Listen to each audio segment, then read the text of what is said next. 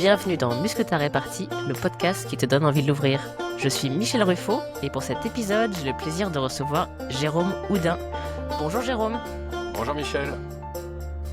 Jérôme, tu es consultant en communication orale et j'ai voulu t'inviter car tu es le fondateur de l'Académie d'escrime oratoire. Un nom qui a tout de suite résonné pour moi avec la répartie et qui m'a fait penser aux participantes et aux participants de mes ateliers qui souhaitent encore en découdre tout en restant gentils. Je suis sûre que quelques leçons d'escrime oratoire seront bien utiles à mes auditrices et auditeurs qui peuvent vivre des situations difficiles au travail. Alors, pour commencer, est-ce que tu pourrais m'expliquer ce qu'est l'escrime oratoire? Alors, l'escrime oratoire, c'est ce domaine de la communication orale où on est en opposition, où on a une adversité. Alors, on va appeler ça débat, on va appeler ça joute, on va appeler ça controverse. Enfin voilà, c'est tous ces moments où, contrairement à l'allocution où on est devant son pupitre avec un discours écrit face à 300 personnes et il faut gérer le stress, il faut poser sa voix, etc., qui est un des domaines, et là aussi de la communication orale qu'on travaille beaucoup. Voilà, là, on est en direct et on va éventuellement avoir quelqu'un qui va, pour le coup, jouer de la répartie, euh, venir solliciter nos réactions, etc. Donc voilà, on est soit dans la forme du duel. Alors, qu'est-ce qu'elle peut prendre? Ça peut être la conversation de couple, ça peut être le tonton bourré au repas de Noël, le beau-frère complotiste, le voisin pénible avec les poubelles du mardi matin. Au travail, c'est l'entretien en face à face, c'est la machine à café. Et ça peut être des trucs plus formels. Je sais pas si tu es chef d'entreprise, tu te retrouves avec tes représentants du personnel, etc. C'est aussi un contre plusieurs. Donc ça peut être la revendication, la réunion, etc. Bref, tous les moments où il y a de l'adversité, donc une opposition, un peu le Fight Club. L'autre élément, c'est il n'y a que la parole à disposition. C'est-à-dire que voilà, Mhm. il va falloir s'en sortir avec le vocabulaire. Et puis alors moi c'est ce que je rajoute, il y a une dimension stratégique. Et en fait, ce mot d'escrime oratoire, je l'ai inventé en quelque sorte en 2018 quand on m'a sollicité pour venir faire de la formation auprès du Centre des jeunes dirigeants, le CJD. Et voilà. Et donc, il y avait déjà une consoeur qui faisait art de la répartie. Donc moi, il fallait que je trouve quelque chose qui soit différent. Et puis voilà, petit coup marketing, escrime oratoire. Donc c'était un bon coup puisque ça, comme toi, muscle sa répartie. Voilà, ça fait partie des phrases qu'on retient. Donc c'est jamais mauvais pour faire connaître son activité. Et puis en plus, ça correspondait vraiment à ce que je voulais faire. Et mon éthique, on va dire, ou l'éthique de l'escrime oratoire, c'est ne plus subir. C'est-à-dire Mhm. que j'en fais, puis je suis en train d'écrire un bouquin là-dessus, j'en fais une arme d'autodéfense, entre guillemets. Il y a des gens qui s'autorisent plein de choses et nous, on est en face un peu timide, un peu renfrogné, voire même trop bien éduqué pour répliquer. L'escrime oratoire, c'est aussi voilà, donner des outils à la fois techniques, éthiques et stratégiques et comportementaux pour ne plus subir. Top.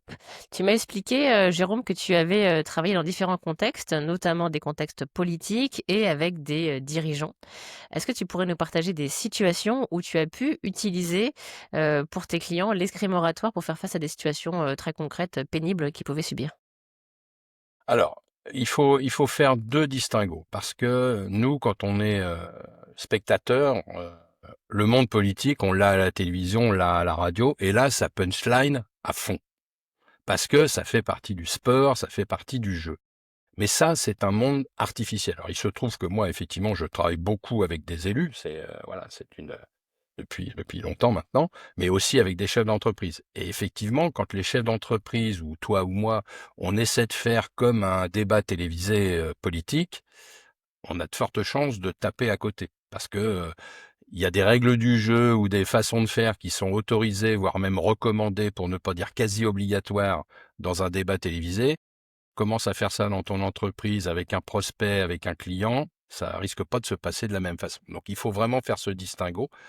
Et l'idée, c'est que les situations, c'est à un moment, on va pouvoir dire à un collègue malveillant que ça suffit et ça fait 10 fois qu'on l'entend et il y en a marre. Voilà, donc on va trouver une situation en se disant cette fois-ci, on va vraiment régler la chose, ou en tout cas, on va lui faire savoir que voilà, subis plus.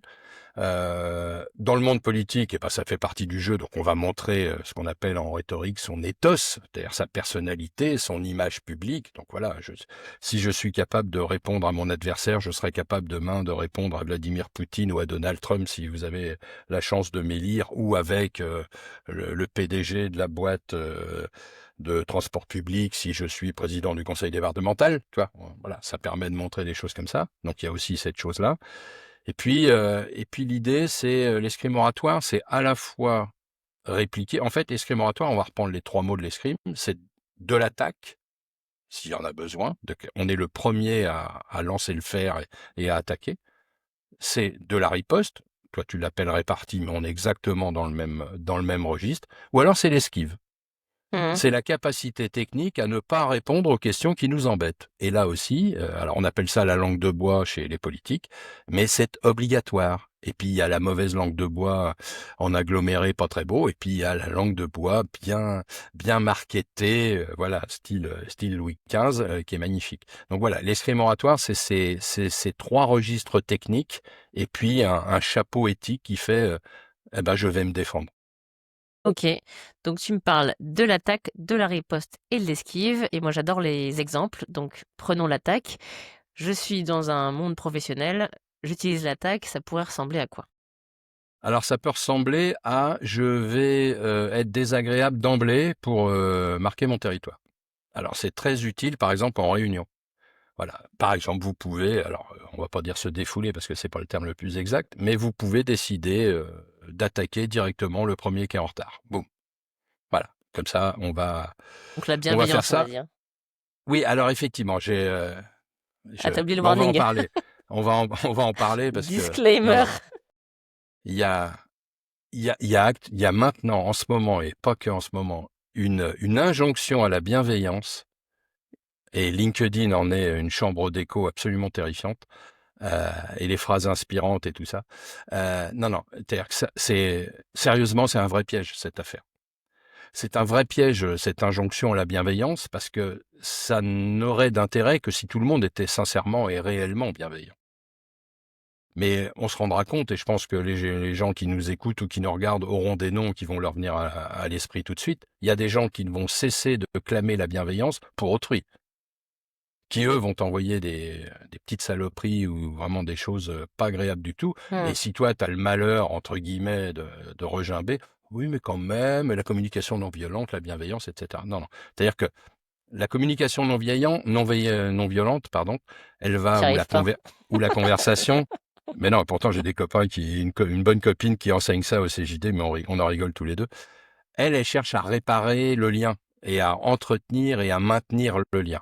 Euh, L'escrime oratoire, elle cherche à maintenir la position. Je publie depuis plusieurs semaines maintenant, tous les jeudis matins, une infolettre, une newsletter qui s'appelle Débattre, voilà, sur laquelle vous pouvez vous abonner gratuitement. C'est sur la plateforme Substack. Et, euh, et je disais, voilà, communication non violente, escrime oratoire, 2 salles, 2 éthiques. C'est-à-dire que Hmm. c'est pas la même chose. Et donc oui, je dis que la bienveillance, elle peut être piégeante dans le sens où elle est asymétrique. C'est-à-dire que si nous on s'oblige à être bienveillant, bah, on va se faire marcher dessus. Hmm. Et donc, à un Hmm. moment, Ok. il y a moyen. En fait, c'est ça. Donc, je ne dis pas qu'il faut Hmm. être dans la Bah, si on est violence et dans seul la. à vouloir maintenir le lien, si on veut être le C'est seul ça. à vouloir maintenir le lien, ça marche pas. Voilà. Et donc c'est quoi maintenir sa position en opposition avec le lien? Alors, en fait, c'est je tiens ce que je dis.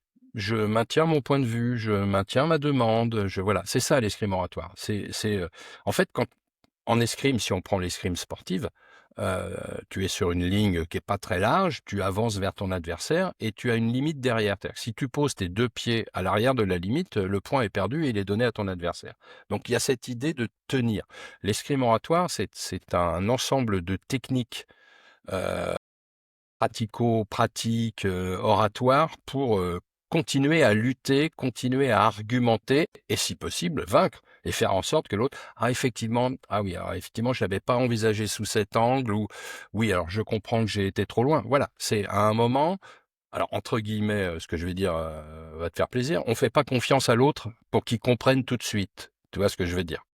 Donc voilà, on réaffirme, on continue à argumenter, on continue à utiliser un vocabulaire qui fasse qu'au bout d'un moment, on arrive à se mettre d'accord. Donc, un moment d'escrime oratoire peut s'achever par un consensus tout à fait établi. C'est pas un souci.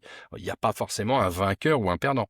Mais par contre, nous, on n'est pas perdant à chaque fois parce que on s'est refusé à utiliser un certain nombre d'outils ou de techniques. Ok. Et donc, si on revient sur l'attaque, tu m'as dit, par exemple, le premier qui arrive en retard, je le dézingue pour marquer mon C'en est, territoire. Et quoi c'en d'autre? est une. Qu'est-ce que tu Bah, pourrais faire d'autre? en fait, alors je dis pas qu'il faut être dans l'impolitesse, mais l'attaque, c'est le premier qui va porter le coup. Là encore, on va prendre l'escrime sportive. L'arbitre dit en garde, allez, c'est le terme qu'on retient. Boum, il y en a un qui va se précipiter en avant pour essayer de marquer un point tout de suite. L'attaque, c'est ça. C'est à un moment, voilà, je pose mon territoire, je pose les barbelés. C'est moi qui anime la réunion de cette façon-là. C'est non, non, s'il vous plaît, non, vous restez debout, j'ai quelque chose à vous dire. Non, vous ne repartez pas, etc., etc. C'est quelque Ah, tu chose poses qu'on le cadre utilise. de manière Voilà, on ferme. pose le cadre de Ok. manière ferme. Donc, je dis pas que c'est un truc qu'il faut utiliser tout le temps, mais si ça correspond, si c'est l'outil nécessaire à une stratégie que tu veux mettre en place, il n'y a aucune raison de s'en passer. Hmm. Ok. Il y a aucune raison. Donc c'est l'attaque. Bon, on va pas en parler aujourd'hui, mais c'est ça. Je balance un bourre-pif direct en pleine paix, comme disaient les tontons flingueurs. Ok. Donc ça, c'est l'attaque. Et tu m'as dit, il y a la riposte qui ressemble à la répartie. Donc c'est quoi pour toi la Voilà. riposte dans l'escrime Ben, la oratoire? riposte, c'est alors si on prend là encore, c'est de la contre-attaque. C'est-à-dire que tu m'attaques, je réplique. Voilà, et je réplique avec des mots. Donc voilà, on est totalement dans la punchline, on est totalement dans la répartie, on est totalement dans la contre-argumentation, etc. Donc là, c'est verbal, je te prends au mot dans toutes les acceptions du terme, et, euh, et ça discute ferme, quoi. On se bat. Donc voilà, Hmm. on se bat Et avec les mots. à l'intérieur de la riposte, est-ce que tu as des techniques à recommander justement pour se battre avec les mots? Alors la technique que je recommande le plus, c'est justement utiliser les mots. Mhm. Tu vois, on a souvent tendance à vouloir répliquer sur le fond de l'affaire. Mais non, c'est pas parce que je suis une femme, c'est pas parce que je suis stagiaire, c'est pas parce que je viens d'arriver dans l'entreprise, etc., etc. Hmm. Tu vois, et c'est normal, hein, c'est de bonne guerre entre guillemets. Voilà, on cherche à répondre sur le fond. Ça me paraît pas être le plus efficace. Me semble-t-il, d'expérience et de ce que je peux travailler depuis plus de 10 ans maintenant, à répondre sur le fond de l'attaque ou de la remarque qui nous est faite. Moi, je conseille à celles et ceux qui nous écoutent ou qui nous regardent, ayez une écoute très active et focalisez-vous sur le vocabulaire qui a été utilisé pour vous faire cette micro-agression. Et plutôt que de répondre sur le fond, trouvez un mot, n'importe lequel, dans la phrase qui vient de vous être opposée et saisissez-le à plein. Et c'est sur ce mot-là qu'il faut attaquer, en disant, attendez, pas sur ce ton-là, monsieur, pas ce vocabulaire. Vous Hmm. seriez-vous autorisé à utiliser tel mot si je n'avais pas été qui je suis? Toi, en fait, tu vas pas Hmm. chercher à dire, c'est pas vrai que j'ai 26 ans, même si c'est vrai, mais toi, parce que très souvent c'est ça, c'est je viens d'arriver dans l'entreprise, j'ai pas l'expérience. Ah bah vous les commerciaux, bah oui, vous les techniciens, enfin on connaît ça par cœur. Non, non, essayez d'être très Hmm. attentif au vocabulaire, au lexique qui a été utilisé, et dites-vous, ce mot-là, cette expression-là, le ton qui a été employé, c'est là-dessus qu'il faut que je riposte. C'est là-dessus que ma répartie doit s'appuyer, et c'est là qu'il faut, entre guillemets, que j'en fasse quelque chose. Tu vois. Ok. Et Je à peux la te fois, sortir des cas ou pas? ah, bah, si Ou tu veux, t'en as ou je te sors des non, cas? non, vas-y, Parce vas-y, que vas-y. je- j'ai tout un jeu de cartes avec des cas, mais par exemple, quelqu'un à qui on dit euh, Tu as une augmentation, avoue, t'es passé sous le bureau. Alors, la mauvaise réplique, c'est pas du tout, je ne suis pas de ce genre-là, c'est pas mon style, c'est pas mon éducation, j'ai une vertu, voilà. C'est terminé. En fait, le type, j'imagine, qui balance ce type de phrase, de toute façon, veut dominer. Et donc, toute réplique sur le fond, entre guillemets, va lui faire plaisir, un plaisir pervers, hmm, va lui faire plaisir, et il va en faire quelque chose. Là, il y a passer sous la table et avoue. hmm. Donc, par exemple, ah non, mais moi, j'avoue jamais. comme la chanson. Mmh. Par exemple, enfin, toi, alors je dis pas que c'est exactement ça qu'il faut faire, mais l'idée c'est ça. Et puis passer sous la table. Oui, oui, j'y vais sous la table quand je fais tomber mon stylo. D'emblée, comme ça, je ferai quelque chose sur le mot avouer. Parce que toi, tu as des trucs à avouer, toi, pour oser poser des phrases Mmh. organisées comme ça? Mmh. Mmh. Toi. Donc tu rebondis sur un mot qu'a dit la Ouais, personne sans ouais. forcément, aller débattre sur le fond du sujet. C'est je J'irais rebondis même sur un mot, il m'a dit: «À vous», ouais, j'irais même surtout sans débattre. Parce qu'en fait, c'est ça qu'il veut. Surtout sans débattre sur le fond. Non, non, c'est la phrase est dégueulasse. Il y a aucune raison qu'on en fasse un sujet posé, intelligent. Non, t'as envoyé une ouais, saloperie. c'est ça. Je vais Ouais, pas me salir ça avec ta mérite pas. saloperie. Exactement. Ça mérite C'est pas. tout à fait Mmh. ça. Ça mérite pas. Mmh. Et alors, soit tu te tais, mais là, il faut avoir c'est ce qu'on appelle la répartie muette ou la riposte Mmh. muette. C'est-à-dire qu'en fait, Mmh mh. l'expression théâtrale de ton visage, c'est les yeux au ciel. Ça va être, alors là, ceux qui sont à la radio, c'est voilà, Mmh. voilà, pour montrer que tu as bien entendu, tu as bien perçu que c'était pas bon du tout et que tu ne veux Mmh. pas t'embêter une seconde avec ça.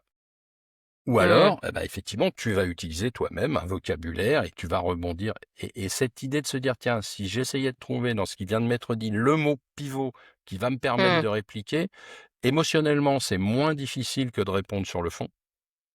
C'est moins Mmh. engageant et l'autre en face, c'est pas du tout ce qu'il attend. Donc, tu as une chance sur 2 de le déstabiliser et qu'il te lâche un peu la grappe, à l'instant. Mmh. Donc tu rebondis sur le mot et tu lui renvoies? Parce que là, dans ton exemple, tu dis: «Je prends le mot à vous» et je dis: «Et toi, tu as des Oui, choses à avouer?» oui, Donc tu lui renvoies la patate, tu chaude ripostes, avec une question? tu ripostes. OK. Voilà.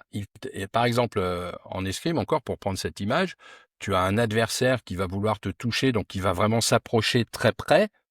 Et par exemple, pour te toucher au tronc, eh ben, ça veut dire que son pied est peut-être disponible et toi, tu vas essayer de lui piquer au pied. Donc, effectivement, dans cette idée de répartie comme de riposte, oui, on renvoie. Et si possible, on renvoie de manière définitive pour qu'on nous fiche la paix et que la discussion ne continue pas sur ce ton un peu malaisant, manifestement, qui vient d'être proposé par la personne en face. Mmh. Et dans ton expérience, tu as des situations de ce type que tu pourrais nous donner pour des ripostes qui ont été faites? Pas vraiment, j'en ai pas qui me viennent comme ça. J'en ai pas qui me viennent comme ça. Ah parce Alors que moi, sinon j'ai j'avais d'autres cartes, hein, si tu veux. ah bah oui, non, mais vas-y, va avec les cartes. Parce que moi, j'avais la chance, si tu veux, d'être dans un milieu professionnel où ça se parlait franco.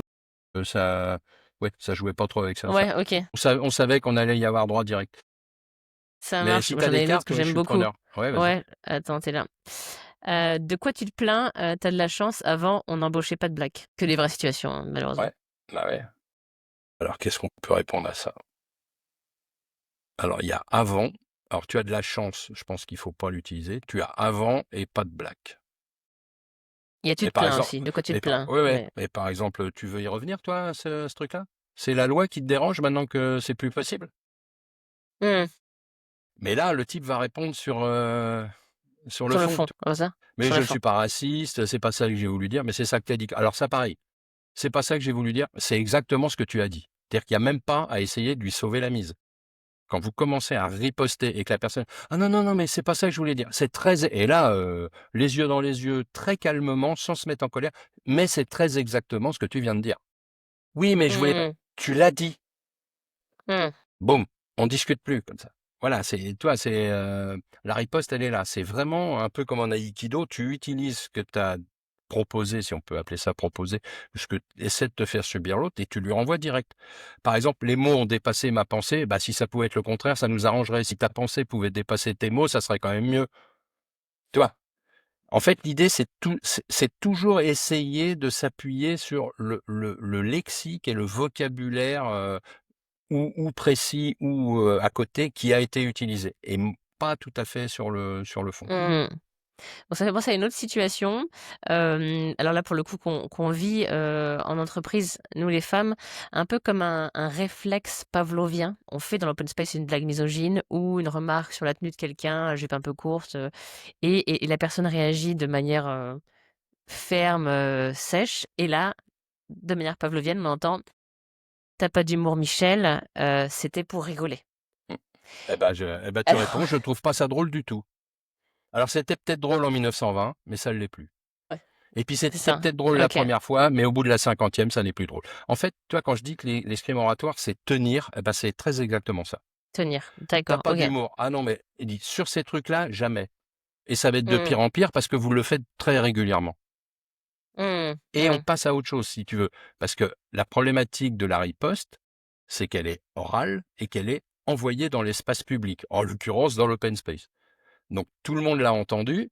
Alors Mmh mh. soit effectivement elle a la vertu de protéger ou de protéger la personne qui riposte, la femme en l'occurrence, et puis bon, les mecs ils y réfléchiront à 2 fois avant d'y retourner. Mais à côté de ça, voilà, tu as fait passer, une image de toi donc l'idée, faut pas s'appesantir, grosso modo, je te traite un peu par le mépris, boum et on passe à autre chose, tu vois? Mais Mmh. effectivement, tu pas d'humour, ah bah, sur ce sujet-là, absolument pas et là encore, c'est le mot humour qui te sert de et non pas: «Oui, mais nous les femmes, tu sais, depuis voilà, on est tellement nombreuses à subir ça». Non, ça le type, parce que généralement c'est un type qui va vous envoyer ce genre de bêtises, il va Mmh. pas être sensible à ça.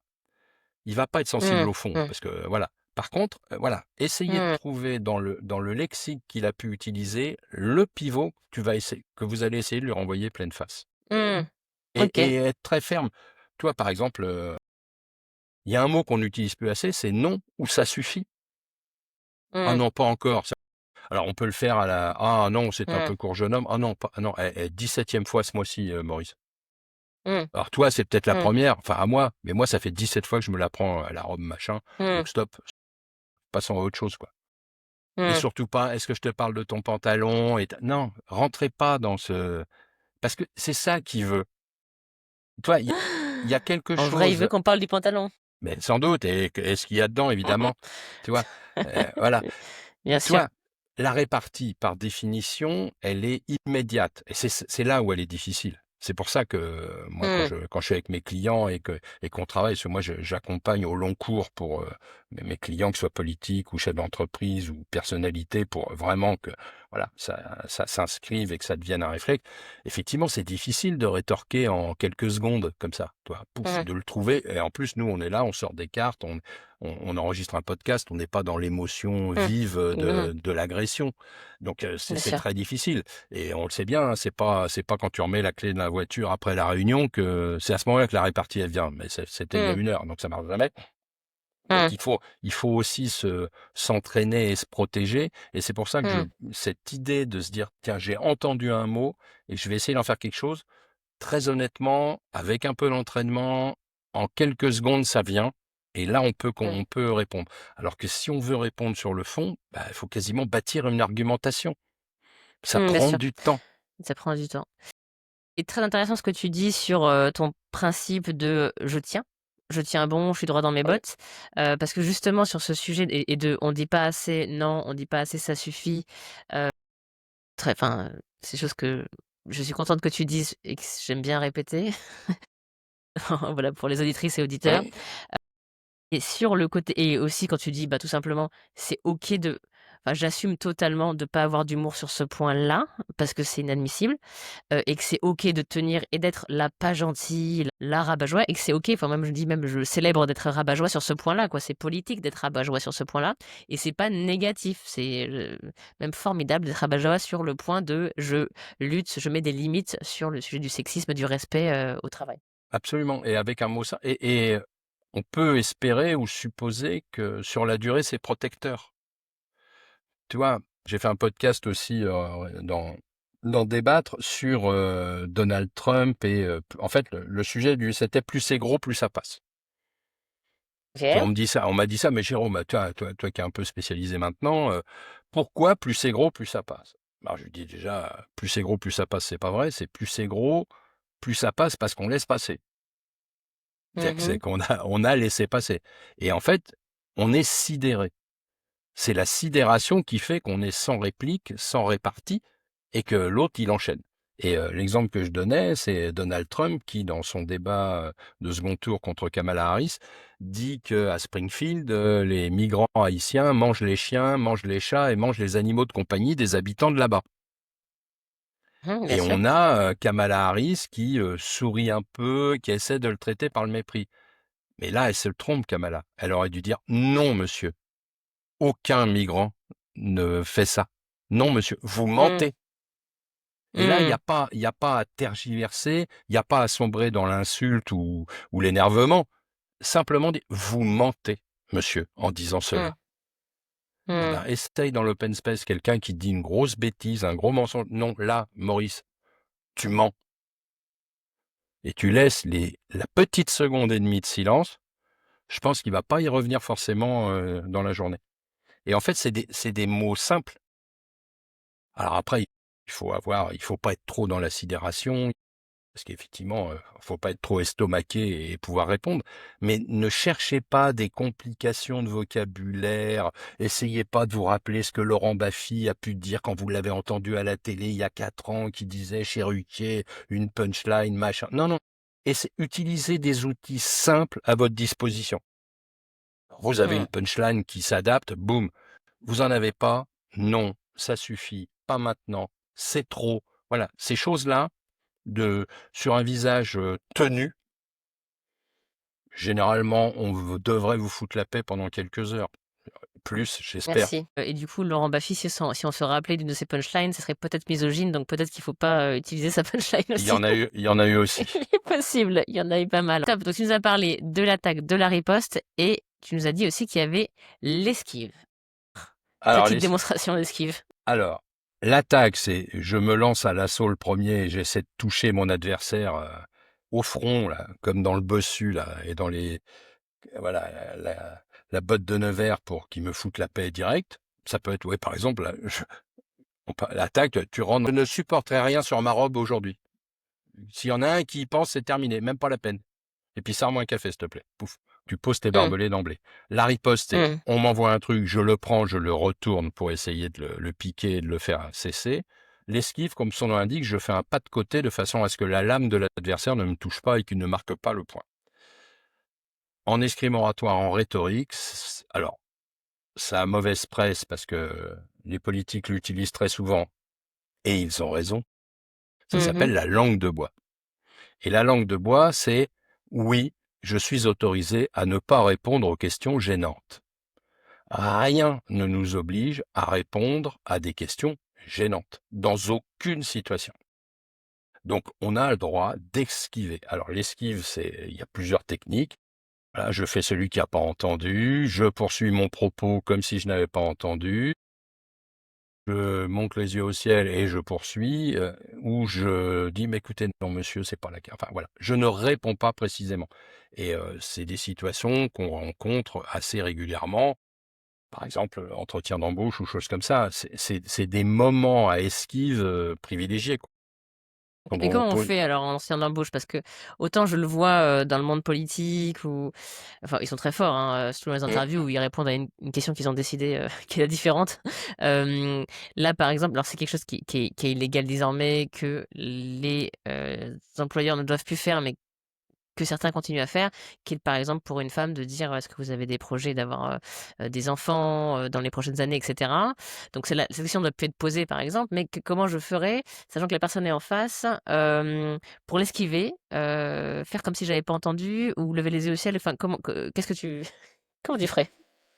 alors je sais pas, il y a plein de possibilités. Par exemple, cette question n'a plus cours dans des entretiens d'embauche, donc voilà, et hop et généralement l'idéal, c'est d'enchaîner soi-même sur, quelque chose.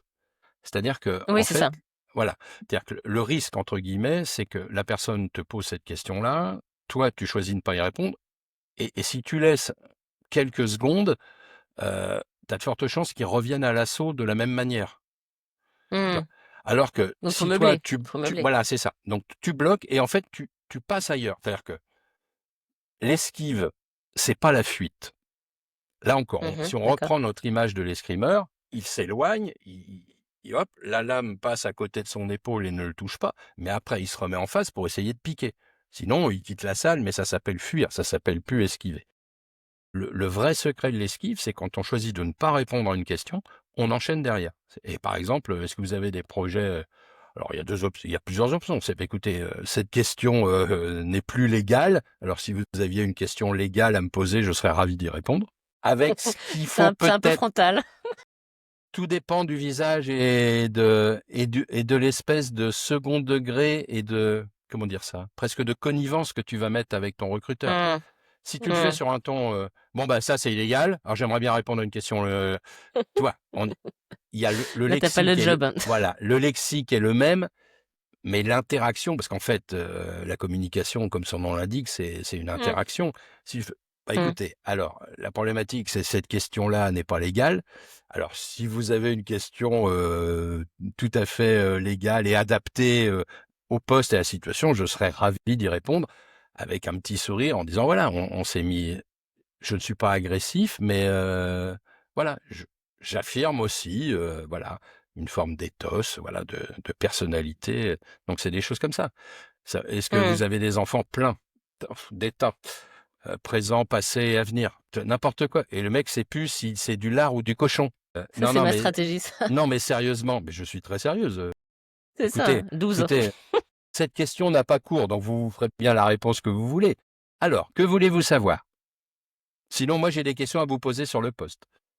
Tu vois? Alors effectivement, dit comme ça, là, ni toi ni moi, on est en train de mettre notre vie pour obtenir un job parce qu'on est au chômage depuis longtemps. Donc, c'est Mmh. toute la Mmh. limite de ce qu'on est en train Exactement. de partager ensemble et de partager avec les Mmh. gens qui nous regardent ou qui nous écoutent. Mmh. Évidemment, c'est pas simple, c'est Mmh. pas facile, voilà. Donc nous, on profite et moi, Mmh. quand je fais des accompagnements ou toi ou moi des formations, voilà, on profite de ce moment un peu artificiel pour jouer le jeu. On fait des jeux de rôle, Tenter des voilà, choses, pour tenter exactement.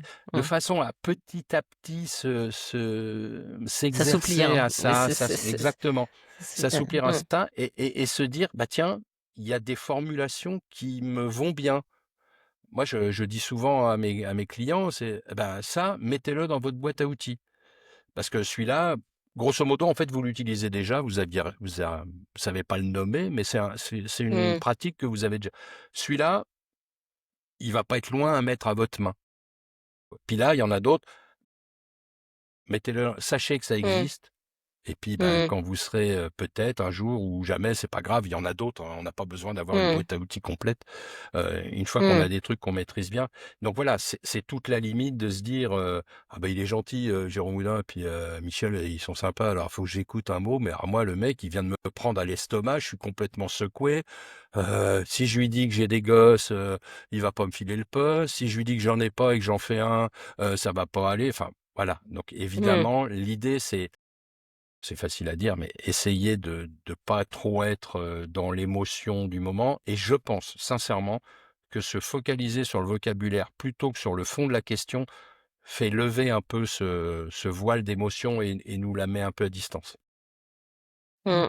Donc je me sens un peu obligée à ce moment-là de préciser que, donc cette question est illégale, toutes les questions autour de la maternité sont illégales en entretien d'embauche et qu'il existe quand même un recours qui s'appelle le défenseur des droits, où on peut signaler des situations de discrimination qu'on a vécues, et effectivement, comme tu dis Jérôme, on n'est pas obligé de faire une pirouette cacahuète, pendant l'entretien parce qu'on peut quand même, avoir peu d'options, et vouloir répondre parce qu'il y a une certaine pression pour y répondre. Et si on le sent, de le reporter après coup, en faisant un témoignage auprès du défenseur des droits qui pourra faire une enquête, pour voir s'il y a discrimination et en tout cas faire en sorte qu'éventuellement il y a des sensibilisations qui soient faites parce que en théorie, les recruteurs doivent être sensibilisés à cette question des biais. Il y a pas que cette question-là, il y a tous les biais qui font qu'on choisit, une Mmh. personne, pas forcément que sur des critères, très objectifs. Il y a un exemple que tu m'as dit en préparant que j'aimais bien, d'un politique qui disait, «Je ne poserai pas la question en ces termes». Est-ce qu'on pourrait l'utiliser dans ce Alors oui, contexte? alors c'est une technique d'esquive qui est intéressante, c'est-à-dire je réponds. Voilà, ah bah super. Sauf qu'en fait, je réponds pas exactement à la question qui m'a été posée dans toutes les nuances de la question qui m'a été posée. Et le grand spécialiste là, bah, il a fait une carrière, c'est monsieur François Bayrou, qui pendant des années, à chaque fois qu'on lui posait une question, et sans doute l'a-t-il fait récemment sur devant une commission parlementaire ou dans son exercice ministériel, a souvent cette technique de dire écoutez, je ne poserai pas la question en ces termes ou cela ne me paraît pas être le terme le plus approprié. Alors, par exemple, on va te parler, je sais pas moi, de la violence dans les banlieues. Voilà, on va te parler, oui, mais je ne suis pas certain que le terme violence soit celui qui soit le plus exact. Pour ma part, je Mmh. parlerais plutôt de... Et là, Et en fait, Enthousiasme. et voilà, par exemple. Et tu vas, toi, répondre sur, en fait, une question Que tu as inventé que, toi-même, voilà, et qui bien qui entendu, te t'arrange, correspond. Voilà. qui Alors, t'arrange. au moment où on enregistre ce podcast, il y a Monsieur Laurent Wauquiez qui vient de prendre une petite fessée dans l'élection des républicains contre Monsieur Retailleau. Alors lui, il avait une technique aussi qu'il utilisait souvent, c'est qu'en fait, il posait la question en disant, mais les Français veulent savoir pourquoi. Les Français se demandent. Cela n'intéresse pas les Français voudraient plutôt savoir. C'est une autre manière, si tu veux, d'esquiver. On te pose la question, mais ça n'intéresse pas les Français. Ce que les Français veulent savoir, c'est ce que vous allez faire. Et là encore, tu réponds. La problématique, c'est qu'une fois ça marche, 2 fois ça marche, 50 fois ça marche plus. Ça se voit, Voilà. 50 fois, ça c'est marche ça. plus. Donc, il faut avoir un stock. Mmh, Mais de la même manière qu'il faut avoir un stock de punchline, il faut avoir mmh, un stock de riposte, il faut avoir un stock mmh, de technicité mmh. d'esquive, parce que dans le même milieu professionnel ou pour les politiques qui sont exposés au regard de tout le monde régulièrement, au bout d'un moment, comme on dit, ça ne fonctionne plus. Ça se voit, ça ne fonctionne plus. Donc c'est là aussi où l'entraînement est important et pour avoir effectivement pluralité de techniques et de coups à sa disposition. Donc on peut pas tromper 1000 fois 1000 personnes. C'est à peu près ça. C'est ça, c'est ça, OK.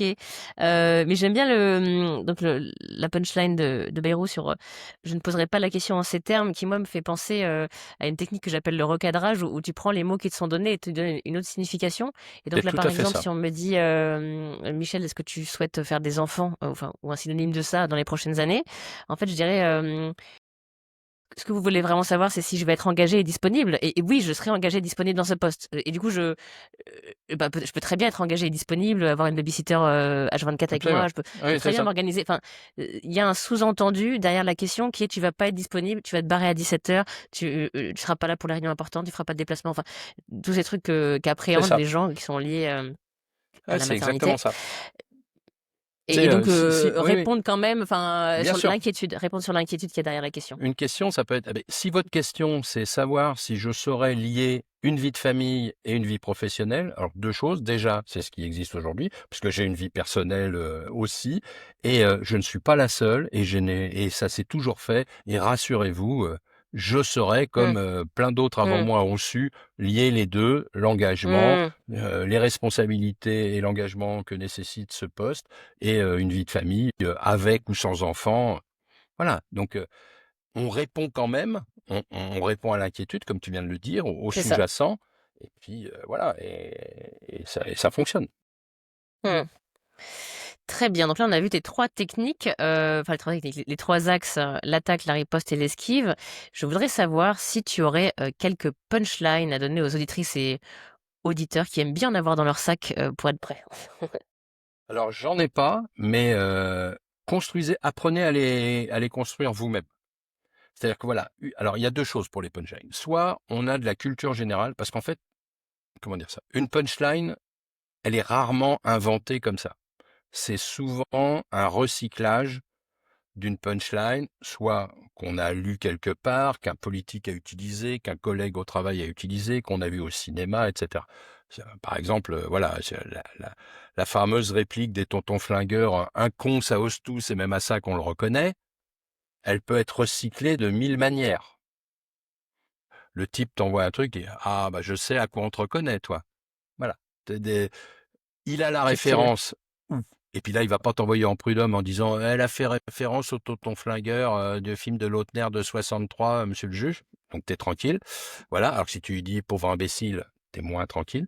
Donc voilà, il y a des choses comme ça. Il y a il y a plein de recyclages comme ça. Donc il faut avoir un peu de culture générale. On peut effectivement, puis c'est toujours amusant à lire, les anthologies de la répartie. Moi j'en ai un. Alors là, lui je l'aime bien. On va le mettre près. Il s'appelle le bouquin des méchancetés. Au moins, ça pose le cadre. On n'est plus dans la Mmh. répartie. Et voilà. Et là, vous avez effectivement Winston Churchill, Georges Clémenceau, Charles de Gaulle. Voilà.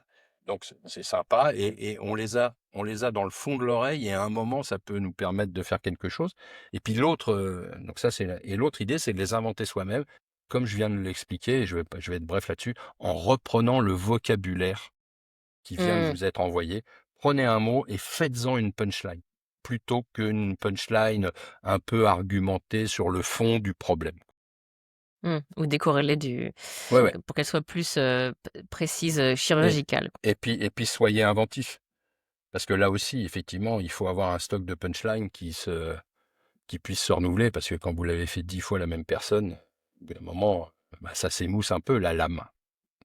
C'est moins tranchant. Je vois qu'il y a un vocabulaire filé sur la métaphore de de On, l'escrime. on travaille, on travaille. Je vois. Alors quelles sont les personnes qui t'inspirent pour affûter ta répartie?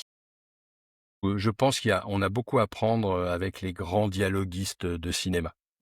Henri Janson, Jacques Prévert, atmosphère, voilà, toi, des choses comme ça, Michel Audiard, il y a moyen de faire comme ça. Et puis là, il y a une femme politique là, qui je trouve est en train de montrer un sens de la punchline et de la répartie qui est assez inventif. La députée écologiste Marine Tondelier, qui, il y a quelques mois maintenant, était, sur un plateau télévisé et était un peu agacée, mais c'était normal, hein, c'était la joute politique par, monsieur Tanguy du, Rassemblement national, vraiment qui l'agaçait, qui l'interrompait, mais qui faisait entre guillemets «son boulot de politique», voilà, il était ni trop sexiste, il y avait pas de entre guillemets, il y avait pas de micro-agression, particulière. Voilà, il faisait Juste normal, son job normal de d'empêcher de l'empêcher. parler. Voilà, je vous empêche de parler, personne comprend ce que vous dites, votre argumentation va être hachée, donc incompréhensible, tout va bien pour moi. C'est ça aussi l'escrime oratoire. Marine Tondelier se retourne vers lui et lui fait: Vous, je vais vous ajouter à mon compte pénibilité si vous continuez comme ça. Et j'ai trouvé ça très inventif, parce qu'en fait, une bonne punchline, c'est aussi quelque chose qui a du vocabulaire, voilà, qui a un peu de panache. On est français, bah, la France c'est Molière, c'est Racine, c'est Corneille, c'est Balzac, c'est Dumas. On est un pays d'écrivains. Les Allemands, c'est des pays de musiciens, ils ont Bach, Mozart et Beethoven. Et donc, on sera jamais aussi bien considéré que si on fait un bon mot, que si on arrive à trouver quelque chose. Et si effectivement, peut-être que, et là j'y avais pas pensé, peut-être que le bon outil pour améliorer et muscler sa répartie, c'est s'acheter un dictionnaire des synonymes. Mmh. Moi, j'ai tendance à dire aussi à mes clients, si vous dites la même chose que tout le monde, avec le Mmh. vocabulaire de tout le monde, faut pas vous plaindre de ne pas être entendu. Et moi qui travaille beaucoup avec des élus et des élus locaux, on a un vrai problème avec eux, et moi avec eux, c'est le jargon administratif. Une piste cyclable, c'est un cheminement doux. Voilà, toujours, c'est toujours comme ça. Ces villes où on arrive, où il y a un poltronné sofa, un jiffy, enfin tout ça. Et quand on veut un peu améliorer ça, tout le monde dit, on veut des entrées de ville apaisées. Voilà, il y a tout un vocabulaire comme ça qu'on ne cesse de réutiliser. C'est beau. C'est d'une poésie, c'est bucolique. Si tu arrives à garder la même idée, parce que tu peux pas, il y a des moments, tu es obligé de dire la même chose que tout le monde. Enfin, voilà, Mmh. ça suffit, les micro-agressions sexistes, vous allez être obligé de le dire moult et moult fois. Le racisme, Mmh. c'est pas une opinion, c'est un délit, il faut le Mmh. redire. Donc, une première fois, on va le dire de cette façon, et peut-être Mmh. qu'une seconde fois, et là, il faut trouver la même idée, mais Mmh. améliorer le vocabulaire, ou en tout cas améliorer, le transformer, donner Mmh. autre chose. Et tu vois, la carte que tu sortais, peut-être tu as de la chance à une époque où on n'embauchait pas de black. Et ben là, tu peux lui dire, ah bah oui, mais toi, tu aurais préféré qu'on continue à dire les noirs, voire les nègres. C'était plus ça que tu aurais Mmh. voulu, toi. Toi. Et Mmh. encore, en fait, tiens, avec le mot black, il y a peut-être quelque chose à faire. Et donc, en fait, toi, tu es sur ces éléments-là. Mmh. Et là, ça OK, peut, on peut ça peut s'acheter le fonctionner. dictionnaire des synonymes. Ouais. OK, très bien et est-ce que tu aurais, des conseils pour terminer? Alors j'ai un conseil générique que je donne à tout le monde. Alors, moins qu'un conseil, c'est une bonne nouvelle, c'est que le charisme n'existe pas. Et je sais que c'est quelque chose que tu partages. Tout le monde peut s'améliorer dans sa communication orale. Tout le monde. C'est pas réservé à une élite, c'est pas réservé à des élus. Moi, je suis un ancien timide compulsif, mais maladif presque à l'adolescence. Et j'ai beaucoup de mes confrères qui sont pareils. C'est-à-dire que si Mmh. aujourd'hui on est à l'aise à l'oral et qu'on essaie d'en faire profiter les autres, c'est parce qu'on sait d'où on vient. Et on sait comment, à un moment, on a eu une espèce de révélation. Waouh, moi aussi, j'en suis capable. Alors que j'étais pas le beau gosse, pas le machin, tout ça. Et donc, en fait, c'est ça. Et très souvent, moi, j'ai des gens qui me disent, ah ouais, mais moi, j'ai pas de charisme. J'ai pas, j'ai le charisme d'une huître. Je dis, bah, déjà, vous avez déjà un sens de l'humour, c'est déjà pas mal. Voilà, mais moi, j'aimerais améliorer mon charisme. Je dis, mais je peux pas vous permettre d'améliorer votre charisme, ça n'existe pas. Par contre, on peut améliorer la technique. On peut améliorer une technique qui vous soit adaptée. Donc, vous osez pas répliquer parce que vous manquez de mots. Travaillez ça. Allez vous former avec toi, avec moi, avec d'autres. Vous voulez, faites les bootcamps. Allez-y, bossez. Bossez, bossez. Et puis osez. Alors, osez sur des petits enjeux. On va pas commencer à envoyer une grosse punchline bien. Voilà, c'est peut-être pas. Effectivement, on vient de prendre du sexisme pendant 2 mois. C'est peut-être pas devant le recruteur du job de votre vie qu'il faut aller tenter. Voilà, il y a peut-être que le beau-frère, le dimanche d'avant, il peut servir de banc d'essai. Vous voyez ce que je veux dire. Mais travailler, ça vient. Et puis, réussir fait réussir. C'est-à-dire que, voilà, quand on se rend compte que ça a fonctionné, eh bien, on prend confiance et on continue. Et puis l'autre chose, c'est ne vous laissez pas intoxiquer par les politiques à la télé. Et je dis bien à la télé. C'est-à-dire que, par exemple, tu vois, moi, quand je fais des formations avec le Centre des jeunes dirigeants, une chose qui m'est souvent dite, bah, tes vidéos sont hyper éclairantes, mais moi, je balance du Zemmour, du Mélenchon, du Mitterrand, du Chirac, parce qu'on n'a que ça à disposition. C'est-à-dire que les Mmh. vidéos de choses qui se passent dans l'entreprise, on en a très peu. Donc en fait, le français moyen, toi, moi, qu'est-ce qu'on a comme exemple tous les jours à la télé? Des politiques, des médias. Mais c'est un monde artificiel. La punchline, elle est obligatoire. Et les types, ils Mmh. vont s'envoyer des horreurs, et après, ils vont aller boire un coup en disant, Pion, qu'est-ce que tu m'as mis? Parce qu'en fait, ils font le même Mmh. métier d'une certaine façon. Nous, on peut pas Mmh. faire ça dans la vraie vie, Mmh. ou relationnelle, amoureuse, familiale, Mmh. ou de voisinage, et à plus forte Mmh. raison professionnelle. Donc, il faut faire attention au rôle modèle auquel on est Mmh. exposé. Les politiques, il y a des trucs à prendre. Et puis moi, j'ai une vraie admiration pour les politiques, quels qu'ils soient, parce que c'est un métier que je ferais pas. Moi, je les accompagne, mais c'est pas un métier que je ferais. Mais par contre, c'est pas le modèle absolu parce qu'ils sont dans un monde artificiel. C'est comme au cinéma.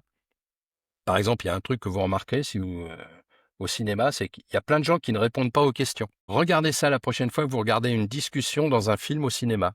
Voilà, quelle que soit la OK. situation, un polar, un film, n'importe. Ben, vous allez voir, il y a plein de personnages qui ne répondent pas à la question qu'il aurait posée. Mais pas du tout. Il y a un silence et il quitte la table, il ferme la portière de la voiture. Alors là, on peut éventuellement se dire, bah tiens, si ça existe au cinéma, on peut peut-être en faire quelque chose nous. Mais là, l'esquive, elle Mmh. est totale. Et Mmh. c'est au cinéma que c'est surreprésenté. Mmh. Et donc au cinéma, tu le prendrais en exemple et en politique de se méfier ou les Bah, 2 faut se méfier? bah, il y a en politique, non, au cinéma, on peut, enfin, sauf si c'est des phrases, voilà. Mais en politique, juste, il y a des choses à prendre chez eux parce que c'est des professionnels de la chose. Mais ils sont dans un monde qui est entre guillemets, à la fois beaucoup plus violent, beaucoup plus, mordant et paradoxalement plus protecteur ou plus protégé. Parce qu'on va autoriser un politique à dire, une outrance, à un moment donné, voire même, faire la une du journal, dans l'entreprise, en entretien d'embauche, à la machine à café ou devant les représentants, du personnel, je vous conseille pas. Donc voilà, C'est une histoire de règles du jeu. Finalement, il y ouais, a c'est des exactement ça, règles du une jeu histoire de établies en politique en où on fait, peut faire ça et voilà, tout est une question de contexte. mmh. Il y a des OK. contextes où on peut, il y a des contextes où on peut pas. Qu'on n'essaye pas forcément d'imiter, Nicolas Sarkozy la prochaine fois qu'on qu'on fait Non, une non et joute puis verbale, hein. et puis juste pour ajouter, il en est des punchlines ou des choses comme ça, comme des concours d'éloquence. Tu vois, par exemple, voilà, jamais personne ne fait dans la vraie vie ce qu'on voit chez un gagnant d'un concours d'éloquence. Les concours d'éloquence aujourd'hui, c'est devenu du stand-up. Alors c'est intéressant à l'oreille, c'est intéressant, voilà, mais personne fait ça dans l'entreprise, par exemple. Donc voilà, il y a des modèles un peu déformants comme ça. OK et en tout cas, tu nous invites à tester des choses, à s'entraîner parce que tout le monde est capable d'avoir de la répartie, de parler mieux. Absolument. tenez votre position, tenez votre avis, dites non, dites ça suffit et tout va se passer finalement beaucoup mieux. Merci beaucoup, Jérôme. Merci à toi, Michel. Merci de l'invitation.